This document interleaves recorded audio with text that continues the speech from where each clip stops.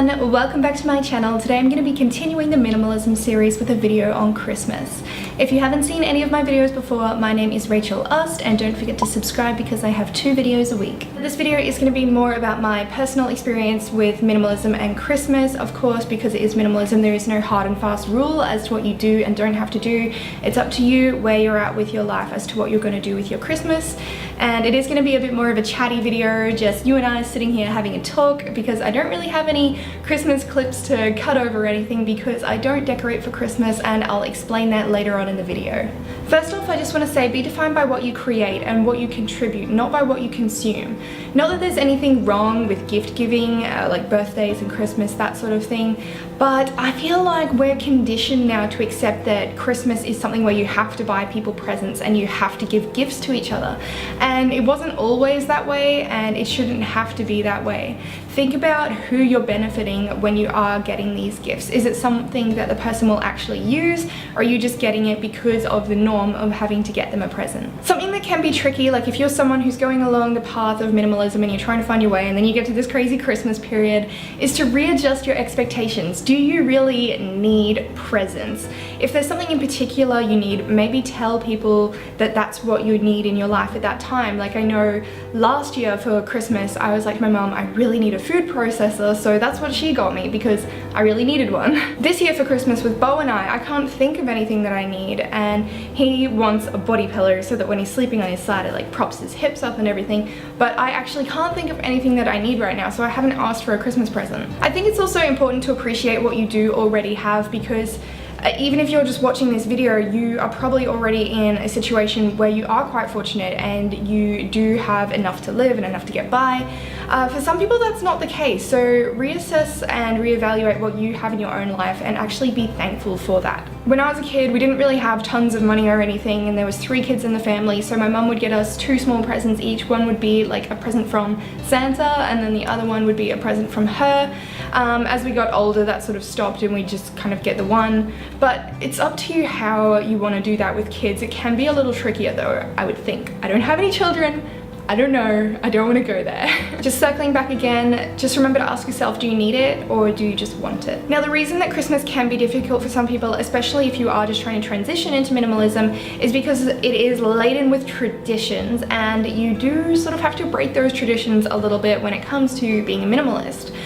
With my family, I'm really fortunate that all of my extended family on my mum's side, when we all get together, we have a lunch and we just sit down and spend time with each other.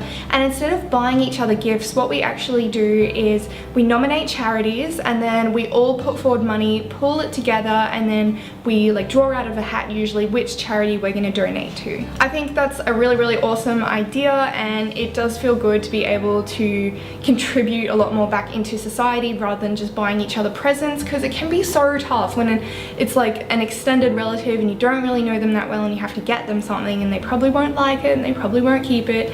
So if your family is open to ideas, maybe try that one. Like see if they want to pull their money together and donate it to a charity rather than doing the individual gift giving thing. If you find that your family don't want to do that, perhaps that's something that you could take on board yourself.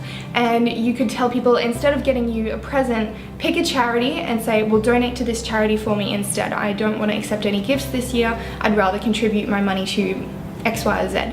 Now I do also have to take forward my nomination for which charity I would like to contribute with my family lunch sort of thing, which is on this coming weekend. So if you guys have any charity suggestions, let me know what they are, what they do. I'd love to hear from you guys, because I've been looking around at the moment as to which charity I want to nominate. If you do decide to give gifts, maybe have a think about who is actually going to be benefiting from the gift.